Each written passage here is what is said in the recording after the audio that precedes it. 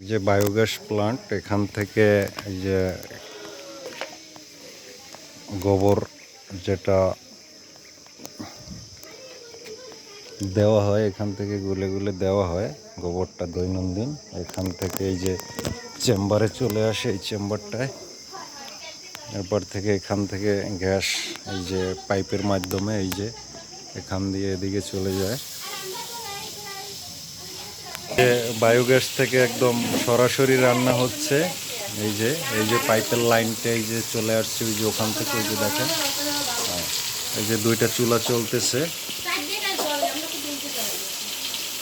এরা যে প্লটটা করেছে এখান থেকে 4টি চুলা জ্বালাতে পারে। কয় ঘন্টা করে চালান দৈনিক? মানে সারাদিনের রান্না বান্না।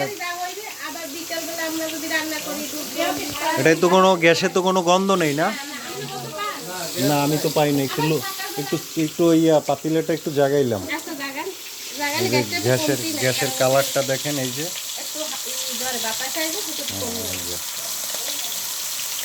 সুন্দর জ্বলতেছে।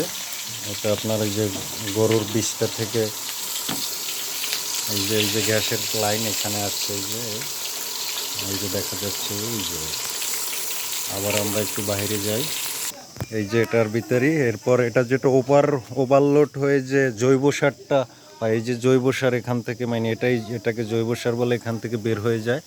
এই যে এদিকে এটা ওভারফুল পাইপ ভরার পরে এখান থেকে বের হয়ে যায়। এই যে এখানে আবার চাবি আছে, এই যে এই চাবি বন্ধ করে রাখা যায় এই যে পাইপ থেকে। এই যে দেখেন, এই যে গ্যাস এখান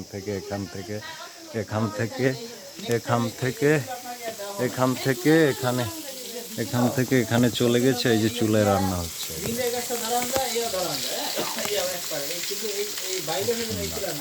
আমরা এভাবে বায়োগ্যাস উৎপাদন করতে পারি এবং দেশের উপরে একটা চাপ কমিয়ে আনতে পারি। আমাদের নিজেদের দৈনন্দিন যে চাহিদাটা সেটা পূরণ করলেই আমাদের হয়ে গেল।